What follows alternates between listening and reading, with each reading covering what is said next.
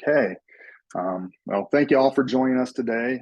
We're here to talk a little bit about Branding 101 within the Division of Student Life at the University of Tennessee. Um, Hope you guys are enjoying this nice fall weather that we're having. It's a bit cooler than it usually is. I hope everyone's getting a chance to get out and talk, and enjoy the outside, because we all know this is Tennessee.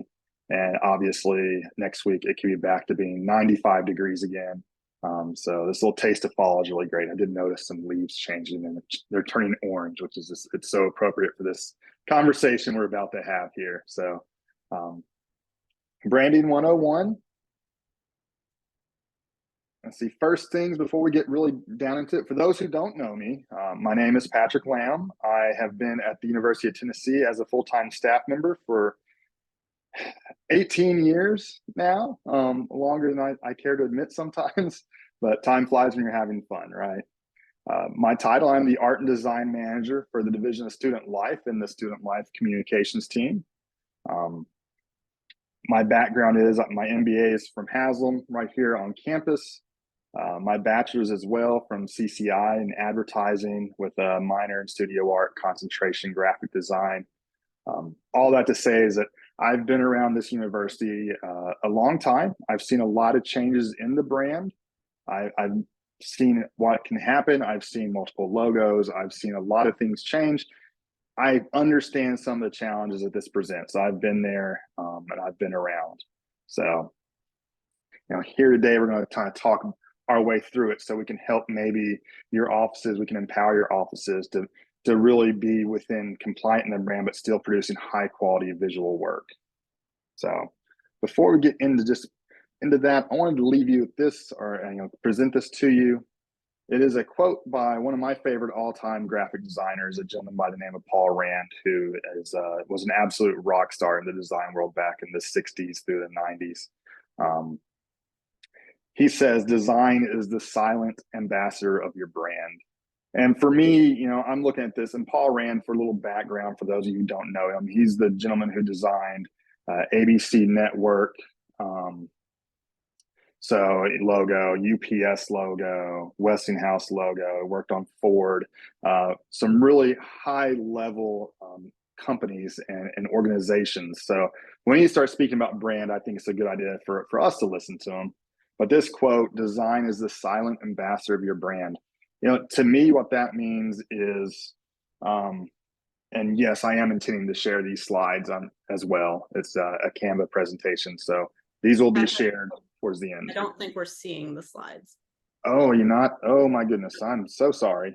It felt like maybe you were talking about a slide, so I was like, I'm not sure we know what you're talking about. You know what? It would help if I shared my screen, right?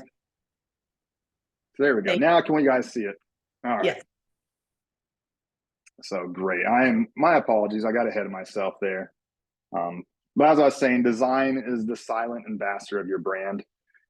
Here at UT, if we do our jobs correctly, when we're talking about the visual identity of our division, of our offices, of the university as a whole, it comes across as reading as the University of Tennessee, Knoxville.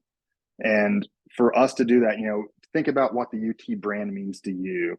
That can be a lot of things. Probably the color orange comes into, first and foremost. For some folks maybe outside of the university, maybe external audiences, the first thing they think of is UT football, for better or for worse. For worse this past weekend, unfortunately, for sure.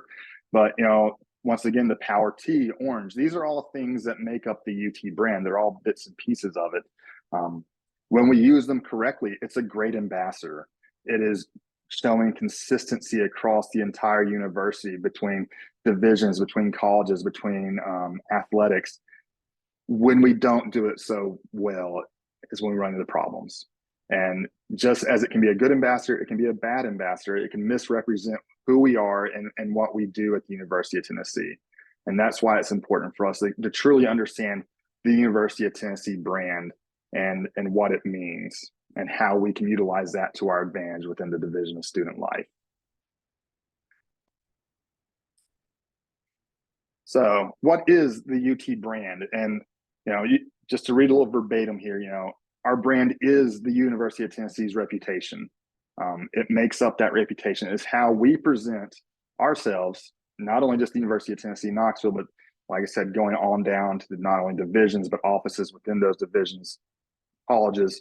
It's how we present ourselves and how we are perceived by others external to the university and internal to the university. These standards are here for a reason. The standards that we have at the University of Tennessee for the brand, we want to present ourselves. I've already mentioned consistently, and that's a big word you're going to hear me say a lot today. It's how we present ourselves consistently to our audiences. And these audiences, as I mentioned just a second ago, could be both external. Think about all the audiences that our division alone touches, with families, family programming, the dean's office reaching out to folks. We have a lot of internal audiences, obviously a lot of programming offices where students are our main point of focus there. But I said we do reach outside the university as well. We also have some staff facing offices. So, we want to be consistent across all those channels, and our brand is the best way to accomplish that. And the first part of being consistent in the brand is our logo usage. And, it is the primary signifier. That is our identity, is the University of Tennessee at Knoxville. And just to point out there, as you can see on the left side of the screen, it must be present. The University of Tennessee logo in some way, shape, form, or fashion must be present on all internal and external communications. And that's a big one, the must be present. Now, there are some ways we use these logos. Over here on the right side of the screen, you can see the university logo is the primary identifier of the university. And we prefer it to be the centered version. We do have it in left aligned, right aligned, the horizontal versions when possible. When you guys are using this one, use it centered. That is the ideal situation. And that represents the entire university, the University of Tennessee, Knoxville. One note, and I think most everyone probably already understands and knows this, we cannot change that logo. Don't make the Power T purple or anything like that. The Power T is orange with the white Power T. University of Tennessee, Knoxville on its own. Do not split those apart. It is one entity that lives together. Please keep it that way. Drilling down a little bit, we have the unit logo. I think every unit has these. It helps identify the affiliation with the parent organization. In this case, the parent organization is the University of Tennessee, Knoxville. So in this one, I just grabbed our divisional logo, Division of Student Life. And I'll say this logo is an excellent option. Your unit logo, whether that be Rec Sports or CSE or Student Conduct, whatever it may be, if you're creating a document that might need a little more weight, that might need a little more officiality, I guess, putting that on there with the Power T, with the word University of Tennessee, Knoxville is an excellent way of doing that. Especially for like external audiences who may not be as familiar with the university. If you're not familiar with the University of Tennessee, you used to see the Division of Student Life. Well, the Division of Student Life where? Division of Student Life who, what? I don't understand. You see it in conjunction with the Power T, University of Tennessee, Knoxville. Aha, I know exactly what that is now, or at least I have an idea of what it might be. At the bottom down here, we have the unit shortcut. Like it says there, it is a quick way to communicate who you are. I love the unit shortcuts. We use them all the time, especially when we're talking to an internal audience or to students. They are the ones who are familiar with who we are and what we're doing. They probably is understood at that point with the Power T that they are talking about University of Tennessee, Knoxville. We don't need to reiterate that if we're talking to students, a primary student audience, or like I said, an internal audience. So, but end of the day, you need to have one of these on your design. You've got to have a logo. And I can't stress that enough. That is the identifier. A quick note about the social media icon, and this is one that we do run across. We all love orange. If you're not in love with orange and you're wearing the University of Tennessee, give it time. It'll happen. It's going to get you. But that being said, these logos, you probably have seen them around. They are provided to us through the Central Communications Office, the Office of Communications and Marketing. And this is the only way you're allowed to use the Power T in your social media avatar or your profile pic, is to use this particular logo. That being said, that's the only place this logo needs to appear. We do run across people love it. Like I said, they like orange, and they want to use this on print posters or put it on swag items. That is a no-no. And this is, you can read right there, do not be used in any other electronic medium. So no digital signage. Do not use it in print, like I said, on posters, on any merchandise. And we'll get into it a little later on. But one of the reasons behind this is not an accessible piece of artwork. White on orange is not accessible colors. So there are, there are some issues with that. I said, we'll get into that a little later, but for right now, best practice is to not use this except as your social media icon or profile image. And, just let it go. That's what it was designed for. Honestly, when you go into Instagram or something as well, I've mentioned consistency. Go into Instagram, go to your search bar and just type in UTK, and you'll see a whole list of offices, departments, colleges, all affiliated with the university, and they all have this as their profile image, and it's actually quite impressive. It's really neat to see. So we want to keep it that way. We don't want to dilute it. Also, like I said, it's not accessible. So please keep that into your social media profile images.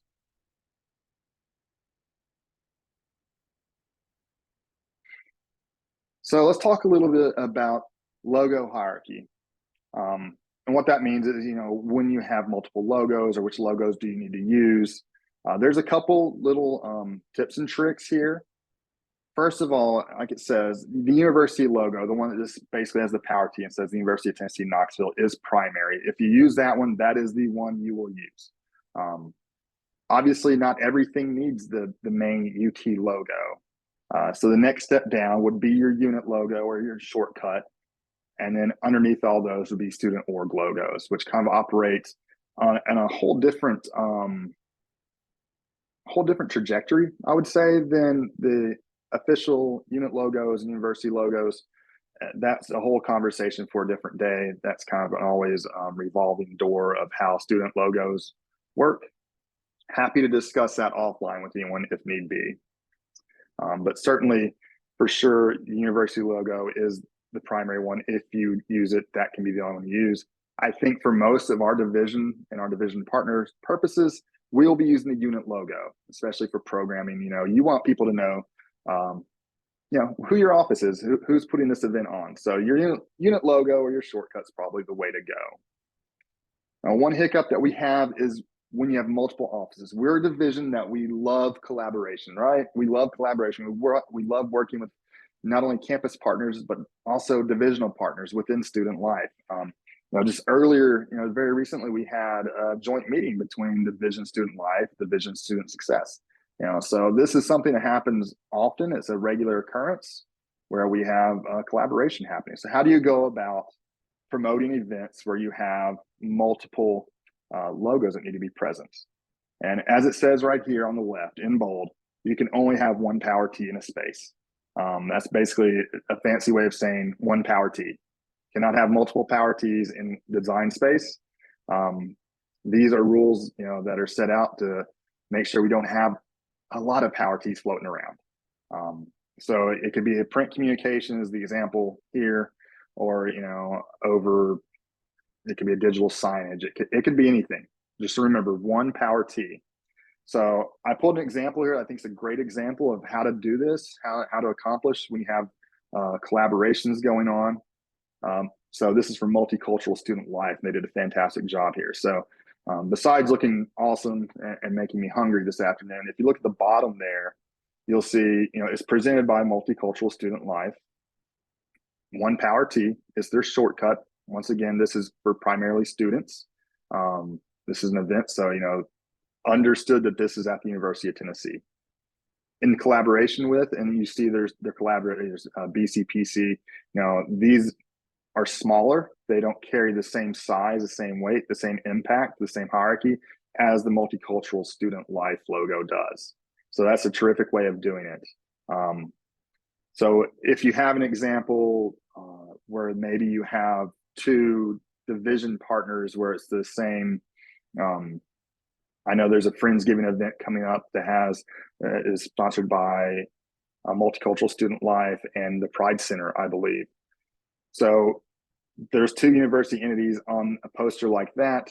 You would default to using the university logos as the primary one. Then we would just list underneath those two offices. So, you know, what we don't want to get into is, one, we don't want to have multiple power T's. We also do not want to try to combine things underneath one power T. Like, you know, in instance, if you're looking at this, we wouldn't want to try to have one big power T and say Multicultural Student Life and Pride Center out to the side of it. You know, that is not the way these logos are designed. That's not the way they work. So, you know, if we're doing it equally, like I said, please default to the university logo and then just list them underneath where it says the University of Tennessee, Knoxville. You know, other options are, there are creative options as well. You can include it in the text depending on what kind of design piece it is. You know, we're always happy to help if you find yourself running into maybe a brick wall. I'm like, Patrick, we've got 50 offices that are, you know, contributing here. How do we handle that? You know, feel free to call me or shoot me an email as well, or contact our team. We can walk you through some of these things. So it brings us to custom logos, and custom logos are tricky because much like student org logos, this is a constantly evolving situation on campus. I think, you know, we recognize there are some offices that truly have a need for custom logos. There's some offices maybe that it'd be nice to have a custom logo, but it's not, you know, directly necessary. So we really handle this on a case-by-case basis. If you do have any questions about how you get a custom logo, before you start designing anything, before you start putting work into it, please contact us, and you can submit that, you know, through the portal, or you can shoot an email to any of us or to our SLC email, and we'll take it under consideration. We can have that conversation once again offline and kind of go through and figure out what the need is and how we can best accomplish what you're needing.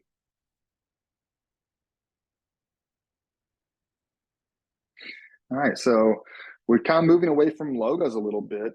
Another big part of the visual identity of the UT brand is photography. You know, it's a good way to communicate what it means to be at the University of Tennessee, Knoxville. It's a good way for our division to show what our students, I mean, we are the division of student life. It's a great way of showing our students and what they do here and all the energy they bring. You know, it's a little more flowery language right there on the screen, you know, compelling, reflective, the energy and volunteer spirit. Really, that second paragraph is one to focus on. You know, showing real students, and we'll kind of get to that in the next slide, but real students learning, researching, enjoying their life on campus. As the division of student life, we have to focus on that. We want to capture the genuine moments, natural environments. And so down at the bottom, I grabbed a couple of ours. I couldn't help but resist throwing Dr. Cuevas in there as well, painting the rock. But, you know, students being students, that's what we really want. And there's some tips and tricks and best practices we can talk about when we talk about choosing photography. Number one is kind of going back to that real student. Think about authenticity. You know, one thing we don't want, if we can absolutely avoid it at any cost, is using stock photography. Stock photography kind of screams that maybe we didn't try hard enough, or you know, it screams fake. People can spot stock photography a mile away. You know, it's one of those things that's so prevalent in 2023 with internet culture. It's inevitable that if we use a piece of stock photography, someone else has used it as well. So please avoid that if at all possible. Likewise, post photos. You know, we've all seen them. Sometimes we can't avoid a posed photo. You know, if someone's won an award and they're sitting there holding their award, looking at the camera, well, you know, so be it. It is what it is. But, you know, it would be a better photo if you actually manage to capture them receiving the award from whoever's presenting it. You know, I do understand, we understand that there are times when this is inevitable. Maybe something does not exist in the University of Tennessee at Knoxville, and we need a photo of it. So there are times when we have to go with the stock photography route. But please, please, please, if you can avoid it at all costs, please do. The second thing is don't use filters. Avoid color overlays. We're trying to represent, especially on like social media feeds, on Instagram, things like that. We're trying to represent the University of Tennessee brand as authentic as possible. Overlaying fancy filters is not the way to go about that. Also, it's easy to overdo. All I got to look at is my daughter's Instagram feed and the 15 filters she applies to every photo she takes. It's not a good look. We want to have things appear as they would appear to a student walking around campus, or, as to a family maybe visiting their student, or maybe, a potential student here is taking a tour. We want to make sure things look like the University of Tennessee appears. Color overlays, there is a time and place for these. However, they are hard to pull off in Canva, which is what most of you will be doing. It's also a very specific way to do it in the Adobe suite if you're doing it in Photoshop. To put that nice orange overlay that you see sometimes. If that's something you are wanting dead set, once again, contact us. We can help you out with that. But generally speaking, just avoid the color overlays, avoid the filters. We like to have things as, once again, authentic as possible. Next point, vivid colors and pops of orange convey life on Rocky Top. Not everything in your picture is obviously going to be orange, but it's amazing what usually maybe someone wearing an orange shirt in the background behind the subject, what that does for putting the viewer's mindset into, hey, this is the University of Tennessee. Look at that, it's orange. Like I said, not everything has to be orange, but we do like that, like having that pop of orange in there whenever you can, please do. Lastly, using images with recognizable campus buildings and landmarks. You see, I pulled one with Ayers right there at sunset. It's a beautiful picture. We all know what Ayers is. We all know Neyland Stadium. We all know the Torchbearer, all iconic locations that when you see a picture of those, folks who know about the University of Tennessee are instantly put into, hey, on campus, this is wonderful. It brings back great memories. Or as a student, I know exactly where that is. I walk by it 3 times a day, whatever it may be. I do encourage you, those are 3 options that we use a lot. We have a ton of great buildings, a ton of great locales on campus. Feel free to use those, go out and explore a little bit. There's Europa and the Bull at Humanities is terrific. The amphitheater, the student union is so iconic, especially at night with the lights on. It's a beautiful facade, beautiful building. And even some of the new residence halls are lovely to look at. And there's so much great stuff on campus. Feel free to go out and explore and use those as well.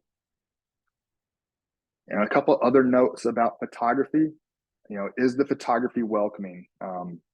This goes back to our mattering and belonging. That's a lot of what we do at the Division of Student Life. We want people to feel, we want students to feel welcome here at the University of Tennessee. So make sure you're picking pictures that, resemble the student body.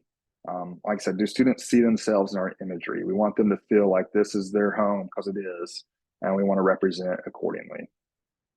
Now, where to source these images? I don't know how many of you are aware of the Asset Bank, assetbank.utk.edu. If you just Google UTK Asset Bank, it'll come up. This is the university's official photo library.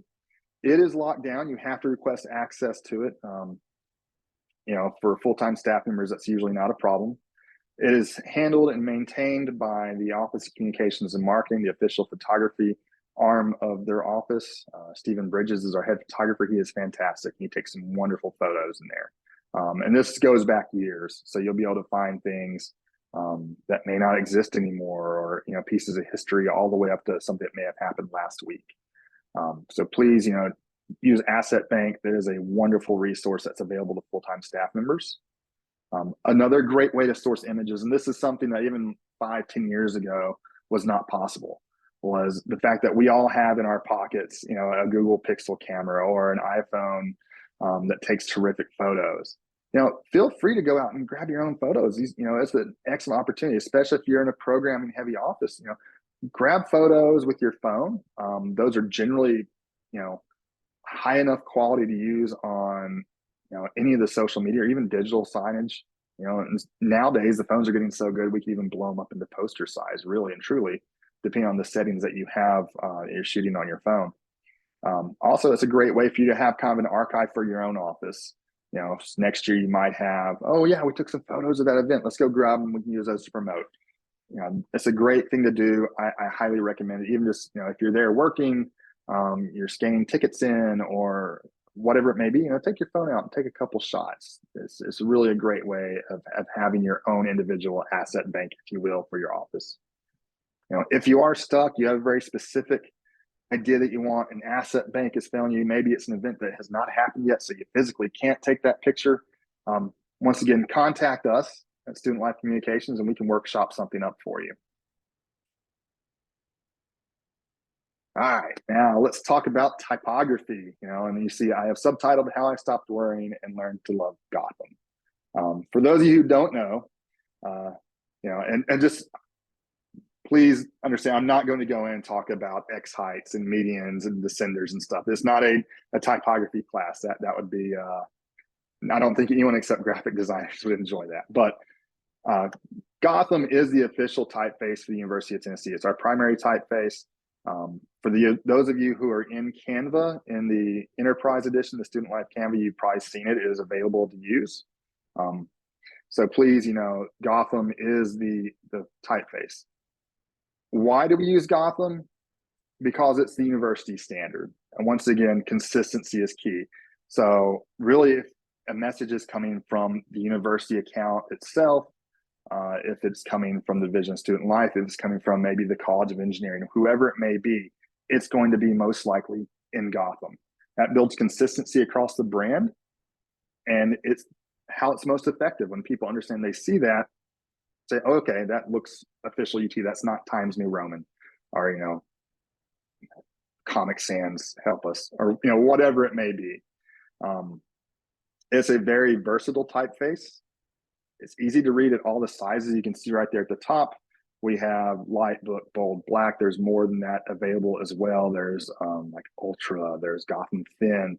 There's a whole slew of Gotham typefaces, and they are all wonderful. And folks, I mean, in my own outside of the University of Tennessee, I've grown to love Gotham so much I use it on just about everything. It's a terrific typeface. We do have a secondary typeface. So it's called Georgia. I'm sure you guys are probably familiar with that as well.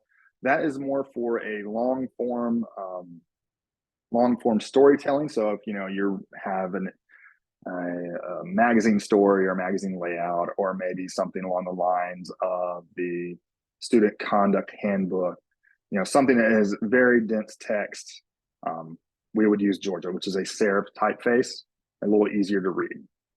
But for most everything that we're going to be doing online, promoting events, stick with Gotham. It is a great typeface. It conveys the information extremely well, and most of all, it looks like UT. It's what our audiences are used to seeing when it comes to University of Tennessee communications. But not everything can be Gotham. I understand that. We know that, which is why we have display fonts to use, and these are open. There are millions of fonts available. So pretty much this is, I would like to say that these are up to your discretion, because sometimes, you need to set a tone for a piece. Excuse me. You can read over there, come into the specifics, set larger than 14 points, use it sparingly. I can't emphasize that enough. Never ever use a handwriting font or a script font as body text. You will not be able to read it. And, never use it in all caps either. You see a couple examples to the right where we've used, offices have used a display font, like for Friendsgiving there, welcome, and then you see home in a script font. Excellent uses. That's Title IX and CHU on the bottom there. Once again, multicultural student life, using display fonts appropriately. So kudos to them. That's the perfect use of them. Kind of digging a little deeper into the fonts, and this isn't so much brand 101 as is maybe design 101, but choose your fonts carefully. We want folks to be able to read the message that you're trying to send. You want your audiences to be able to understand what you're trying to say. Previously, like I said, have fun with the display fonts. Use them for headings only. Don't use them for body copy. Simple fonts like Gotham for your body text. Like I said, if you have a lot of it, maybe switch to Georgia. And the bottom is one that I see a lot of designers, mistakes they make. You want to limit the number of fonts you're using in one space. You can have multiple fonts, but you probably don't want 15 fonts in one space. That's going to really confuse the viewer. They're not going to be able to see and read what you're trying to get across to them. They're going to be too busy trying to figure out what is going on with the typography, what's going on with the fonts. So, if there are designs out there that use multiple fonts, that use a lot of them, if you go that route, please, please, please be intentional. Make sure it comes across as intentional, which it can be tough. So for most everyone, I would say limit the number of fonts you use. Just a couple of examples here. Be careful with your spacing. I will mention the spacing between letters. It's called kerning. You can see over on the left, is the word above Todd? Or is it cool? It's actually the word cool, but the letters have been so squished together in Canva that it's reading as something different. So, be aware of your letter spacing. Once again, readability. That font on the very top there is a great one, but on that background, it's really hard to read. Likewise, the title on the bottom where it says beautiful title, it's a terrific font for what it is, for a title. You start putting that into sentences, you start putting that heavy, bold, italicized font into body copy, it quickly becomes hard to read. So, be intentional once again and think about it. If you're having a hard time reading it, when you step away from it, your audience is as well.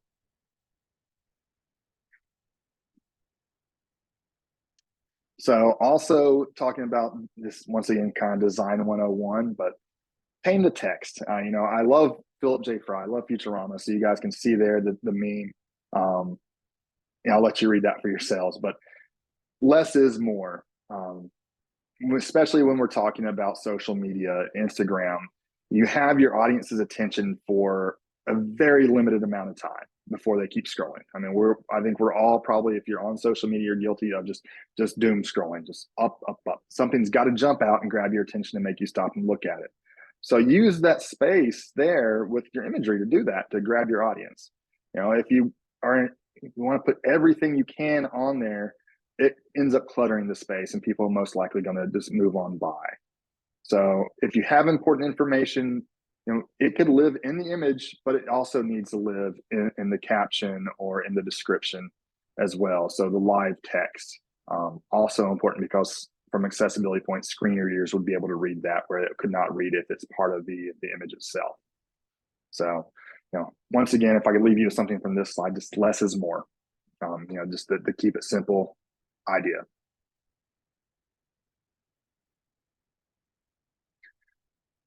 Also, visual hierarchy. Once again, this is kind of design 101. Rank your content by importance. If you're putting a lot of content out there, don't make everything Gotham, bold, ultra. It's going to lose all punch that it has. So once again, visual hierarchy, your large, your bold fonts need to be your most important piece of information. Your body copy, smaller, thinner text for details as people get down into it. And use images sparingly to create emphasis to support the message. Once again, kind of a case-by-case basis. I understand there's sometimes when maybe you want to do like a photo collage and you want to have 9 images in one. Just use your gut instinct. A lot of times, if you look at something and say, well, I'm no designer, but this doesn't feel right. This doesn't pass the smell test. And then something, step back and change it. One of the great things we have living in a digital age is that we can change things before they go to press very easily. Even if you accidentally hit publish, you can go back and change it very quickly. Obviously not ideal, but we have that option. So, make sure that you're thinking about the hierarchy of what you're trying to get across to your audience. Okay, so kind of stepping away from design 101 back into branding 101. And this is one that we've seen some changes very recently with this. This is using our colors.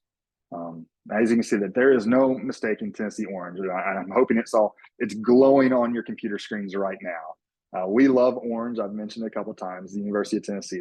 That's we are the big orange country. That is one of the main identifiers, like I said, with people maybe who aren't even familiar with the University of Tennessee. They know we're orange. So we have 3 actual primary colors, of which orange is only one of them. We have orange, white, and smoky gray. That information is available. We also have these all preloaded into Canva, into the brand kits that you guys use. The most important change we've had recently is Tennessee orange should be prominent all communications for the university. That includes our offices, our division. We need to have orange in everything. So it goes back to visual consistency once again. If you go on the brand website, you'll now notice there's no longer a secondary color palette. Or not, we used to have a secondary and even a tertiary color palette. Those no longer exist. Orange is the way that the university, that is the brand moving forward. We want to make sure we're using orange. It sounds daunting. I understand. As a designer, orange is not the friendliest of colors outside of the accessibility issues that I mentioned that we'll talk about here in a couple minutes. Orange isn't the easiest color to design around. It's not something that just occurs super naturally outside of a week or two in autumn when the leaves change. It's one of those, it can be tough. But that being said, there's a lot of our offices that do terrific work. And I wanted to give them shout outs here of using orange creatively, of using orange, where it screams UT when I see these. And I think, a lot of these offices, we see you guys do a fantastic job. Really, the idea here is that we want people moving forward to lean into orange. We want the orange to shine through. There's no rule saying you cannot use additional colors. Why certainly you can. Use them sparingly. Allow orange, white, and smoky to really be your colors that shine. Those are ones that we want people to associate with the University of Tennessee. We want people to associate that with the Division of Student Life. Like I said, there's some really great creative ways here. I just want to say thank you to everyone who uses orange. You guys do a fantastic job.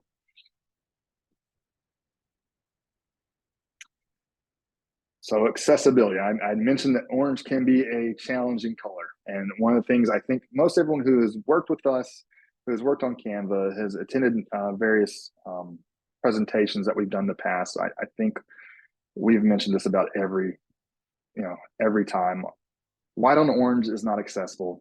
Orange on white is not accessible. When I'm talking about accessibility, what I'm talking about is reading things on a screen. For folks who might be visually impaired, there's not enough contrast between white and orange, whether it be foreground or background, makes no difference, to be able to see it. It's kind of tough. And what we don't want to do is alienate any of our potential viewers. So we want to make sure we're using high contrast to make our text more accessible. When you're designing things, if you ever have any questions about this, there's a great online tool. It is free. It's called WebAIM. You go webaim.org and you search for the contrast checker. That's what the screenshot over on the right-hand side of the screen actually is. I couldn't help myself. You can see foreground is white, background is UT orange. And it'll tell you right there. You see where it says normal text, large text, graphical objects, fail. But this is what you can put any foreground color, any background color, any combination of RGB colors in there, and it'll tell you if it's accessible. One of the things we do look out for is making sure that as a brand, everyone can read it. So it's kind of tough. Like I said, orange it's already a tough color to design around at times. And then you throw the additional roadblock in there of I cannot use orange and white text. Our colors are orange and white. If you run into problems, we're happy to help you out with those as well. Because sometimes you feel like you're kind of stuck in a corner and you really want to use orange and white, but you can't. Give us a shout and we can talk you through it. So, and in practice, this is kind of what it can look like. It's not exactly orange and white, but to give you guys an idea of what accessible colors look like, and what high contrast looks like. On the left, not accessible. low contrast, tough to read. It's tough for me to read, and I'm sitting, 16 inches away from my computer monitor. On the right, high contrast, like it says, you're much more likely to be able to read this, smiley face. So, that is accessibility in action right there. Kind of a final note on colors and printing. So I think everyone here probably uses Canva, and Canva can be kind of tricky. I'm not going to go too deep into what RGB and CMYK are. Just know the RGB does not print accurately. RGB is red, green, and blue light that is displayed digitally. So anytime we're looking at a hypersign, you're looking at a computer screen, your phone screen, you're seeing RGB color spacing. CMYK, cyan, magenta, yellow, and black. The K stands for black there, as to not confuse it with blue. But that's the inks, that's offset printing. You can buy those 4 inks in any color that the human eye can see in the spectrum. When you're exporting things out of Canva, if you do JPEGs, PNGs, GIFs, MP4s, RGBs, all those are RGB files. They will not print correctly. Your orange will look off. If you're going to export something for print out of Canva, please use the PDF print. That will export it as a CMYK document, and that will get us a lot closer to be where we want to be on color space. Yes, Landon. Real quick, in addition to selecting the PDF print option, there's another option just below that where you do have to switch the color space as well. So you click PDF print, and then you also switch from RGB to CMYK before you hit download. Yes, absolutely, because you can certainly have an RGB PDF. That is the thing. So thank you, Landon, for pointing that out. So we've been talking about branding. You guys are creating some awesome stuff, but how do you know if you've done it right? How do you know if you're on brand, if you're correct? If you have questions about it, you're in luck. Once again, if we're using Canva, we have a design approval process that's in place to help everyone out. So Student Life Communications done this.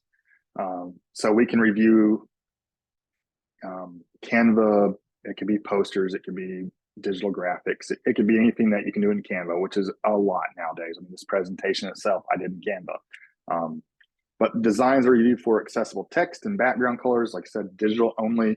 If you're printing posters, they don't have to be accessible.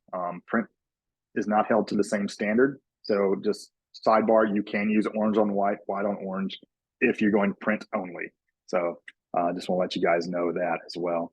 We'll make sure that going way back to the start of this presentation, you're using the correct logos. You're not having multiple power T's. Your logo hierarchy is correct.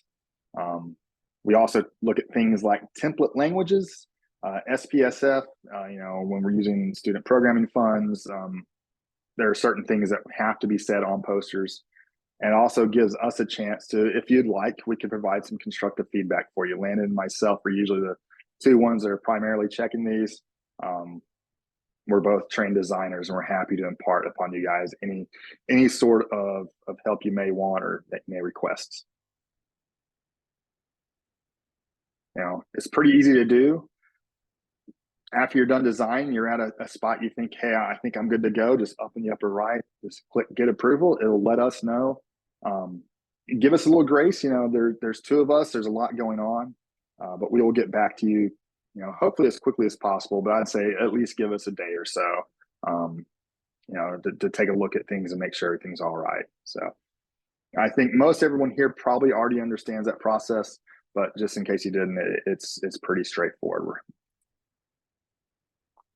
And as we move forward, but wait, there's more. Our brand, we have talked about visual design today, and as the art and design manager, that's what I do. But there is more to the UT brand than just the visual side, the visual aspect of it. Visual design is one part. The digital website experience is part of it. The storytelling is part of it. So I want to take just a moment to kind of throw out there, some upcoming Student Life Communications professional development schedules, that we have some stuff coming up in the near future next week. I think something that a lot of offices will be interested in. Landon and I will be presenting on the secrets to ordering swag. because, you know, we love good t-shirts and all sorts of neat things. Like I said, tote bags and stickers. How do you go about ordering those correctly? We'll be talking about that next week, next Tuesday. And I believe we'll have some light snacks catered to that one. So that'll be nice. Also talking about the website experience, Kellen, our digital communications manager, will be doing a WordPress 101, kind of, you know, talking about you've taken the required WordPress classes, you know, now what? How do you take that information and execute it with the Division of Student Life websites? And Beth Hall Davis, our content strategy manager, in October, we'll be talking about, you know, ways to tell your story. So that will be also on campus. We don't have a place for that. Kellen's, I should mention, is on Zoom on the 29th. You can always find more information about these on the Student Life portal, also in the weekly illuminates that go out in your email. So please check on that. Great stuff, great opportunities coming up. Now, how to contact us. If, like I said, I mentioned a couple times, we're always here, happy to help you out. There's our email, slc@utk.edu. Also, there's a lot of this information lives on the Student Life staff portal, which, you know, go to, check it out. Terrific resource. You can get to it from studentlife.utk.edu. At the bottom, there's a multitude of ways to get to it. But you can see right here, this screenshot, we have Division Brand Guide, best practices, how to use the colors, how to use fonts, how to access the asset bank, also how you submit project requests. And I think most everyone here does a fantastic job as well submitting project requests. So, but there's a lot more on the portal as well. Kind of zooming out the 10,000-foot view, the general UT Knoxville brand guidelines and assets as well. You can go to brand.utk.edu. They have a lot of in-depth where they talk about the strategy, also in-depth ideas that around photography, typography. A lot of what I've mentioned here today lives there as well. And Asset Bank is right there. Like I said, Asset Bank, terrific resource for all your photography needs. All right, and I just want to leave a couple minutes for questions. I know we got about 10 minutes to go, so I'll turn it over to you guys. And you know, if you have any questions, me or Landon, Megan, you know, anyone from the communications team, we should be able to help you out.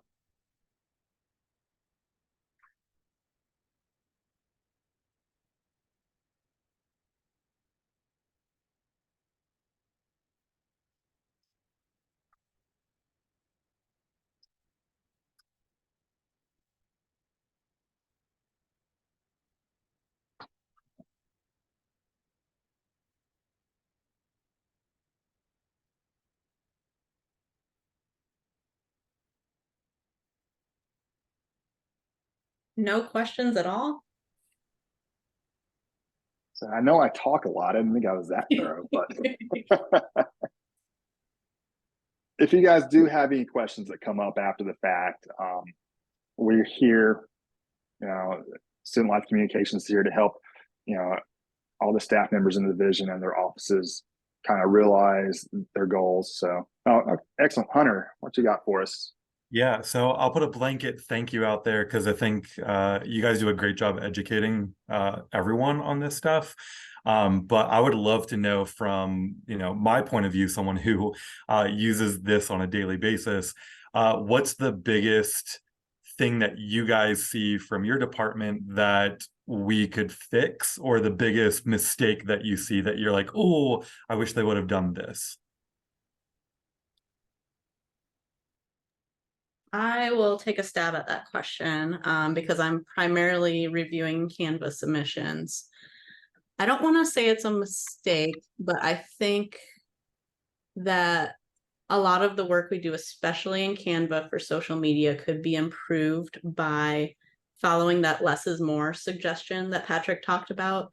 What I see a lot of folks doing is designing essentially what would be a printed poster and putting all their information on a design, a graphic, and then just repurposing that on their social media. And when you do that, there's so much information in such a tiny space that it's really hard to see.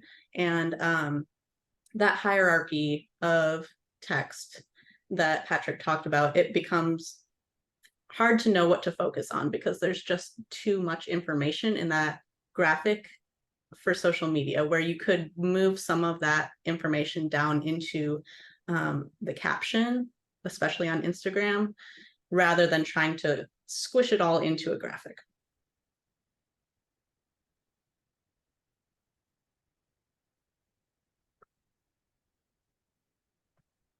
I agree. I think that's a good one. All right. So I guess I don't know who raised their hand next, but whoever wants to jump in, feel free.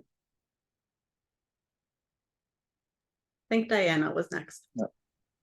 I have a quick question when looking at the other things y'all are rolling out. Is there any plan to do one of these on Emma? Yes. Let me take a look at what our schedule is. It's not yet this September, but we are planning to do one with Emma. Awesome. Yeah, that would be super helpful. And like how I know that Beth had talked to me one time about the quickest way to like recreate a template without copying and like those kind of tips and tricks that y'all see with like, because I know we're guilty of in the moment, just copy to update because there's so much repeating from time to time. So yeah, I'll look for that. I believe we have Emma scheduled tentatively. And this could always subject to change. We're looking pretty far out there. I think that's in July is when we have Emma 101. So there might be something coming up sooner than that if there, if there needs to happen. So yeah, we can always address one-on-one questions in a quick Zoom call if needed, Diana. Otherwise, we might do a pulse check and just see if that's something that's needed sooner than July. We tried to do Emma trainings right before the start of fall so that it's fresh in people's minds as they're getting started in Emma. A lot of our users are new staff or new graduate assistants too.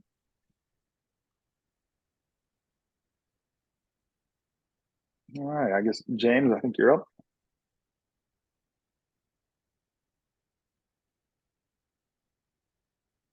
All right, excellent. And the WordPress session will be covered on the WordPress session on the 29th. All right, Kellen, I think this is probably directed towards you. It's in the chat right there. Well, let me say that is a wonderful, wonderful question. I know one thing that we're definitely going to be covering. So I don't know if you've already taken just the generic like WordPress training that we offer, but they say next we're going to learn how to add in some photos, and they never tell you how to do that. So, and I think it was with the intention that there was going to be like another session to that.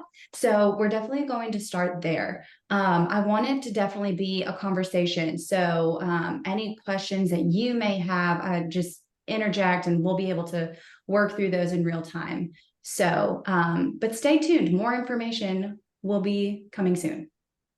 Yeah, I'm going to be co-hosting that one with Kellen. I think the presentation portion will probably be a little shorter than today's, so there's plenty of time to address individual questions. But we will definitely talk about things that are consistent across all of the student life web pages so that the information you have about WordPress is more specific to our departments than maybe what the university presents generally.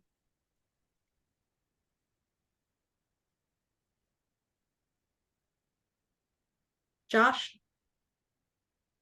Yeah, I guess it's me. Do y'all have, I'll try and explain this as best I can, but do y'all have like a policy or a best practice when it comes to reusing visual art? So like, for example, say I have a sticker that says outdoor pursuits and has some like fun mountains and rivers around it. Do y'all have a policy on taking that visual art and like say putting it on the back of a t-shirt or something like that? Or how do you normally navigate kind of reusing? I don't want to call them logos, right? But like graphics like that.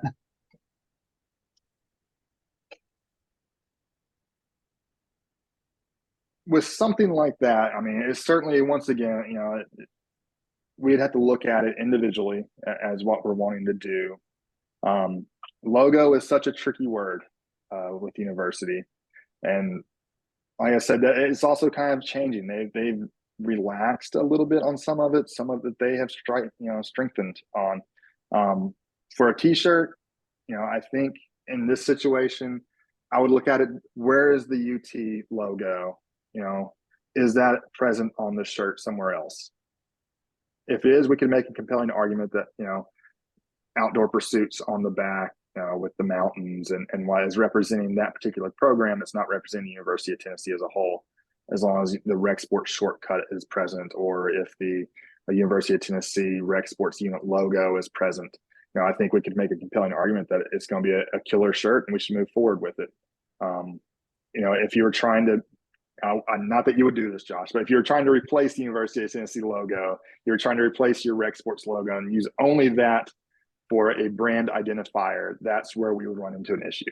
You know, we want to make sure that people understand, once again, consistency, that this is the University of Tennessee, you know, and in your case, it would be the outdoor pursuits program at the University of Tennessee, Knoxville.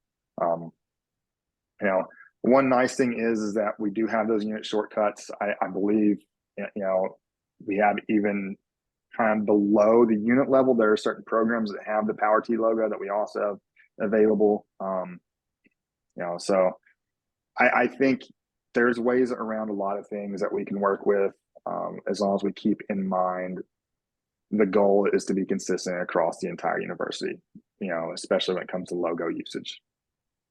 Okay, cool. Thanks. Yeah, I knew the word logo was touchy, so trying to avoid that. And I think there's value sometimes in, if you have a really great piece of art that resonates well with your audience, finding ways to repurpose it in different mediums. It can just further enhance that consistency across all of your program's communications. Maybe it shows up a little bit differently on a t-shirt than it does on a sticker or a brochure. But if everything starts to look more similar, people more quickly recognize that, oh, that's the outdoors program, or that's an IFC publication, things like that.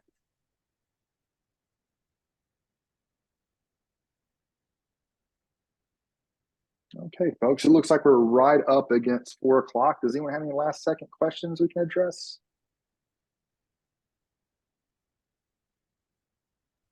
Diana. Yeah, sorry, I have a quick question because this just came up, speaking kind of to what you were just talking about, Landon.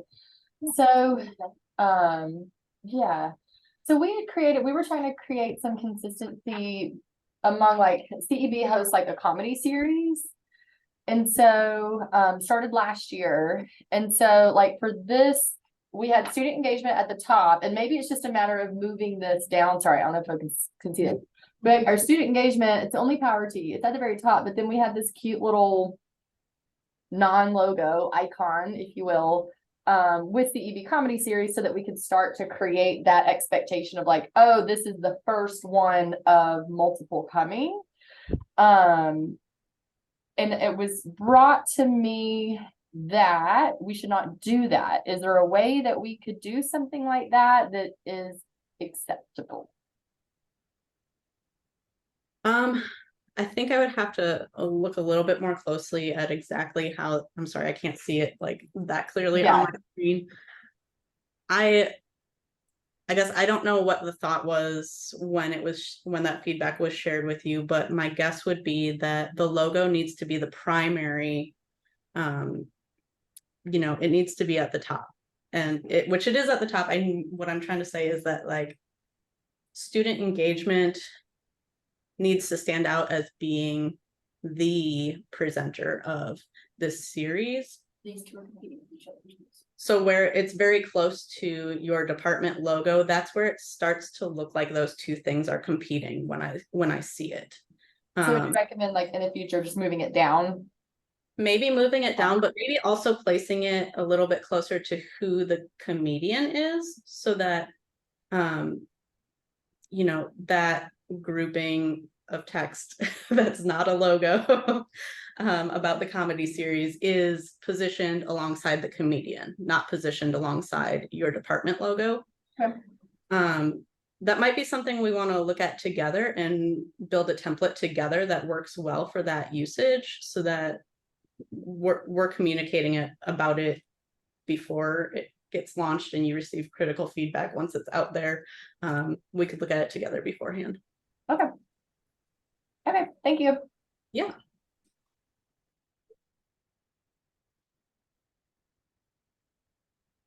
Okay, folks. Well, if that's all we've got, if no one else has any further questions, if something does come up, you think of something down the road, once again, you guys have our contact information. We're happy to chat with you and to work through any issues or to resolve any problems that we can. That's why we're here. But I know it is after 4 o'clock, so I want to make sure I'm respectful of everyone's time. And, I want to thank everyone for coming. This is our first one of these we've done. So thank you so much for attending. It's been a pleasure to talk to you guys today. This recording will be available. The slide deck will be available as well. Should be on the portal at some point in the near future. Once again, thank you much. And I hope you guys have a wonderful rest of your Wednesday. Like I said earlier, please, please, please, please, please go out and enjoy this wonderful fall weather, because it could be, summer again next week. And then, who knows, maybe the week after that it could be 20 degrees. So you guys go out and enjoy and have a great rest of your week.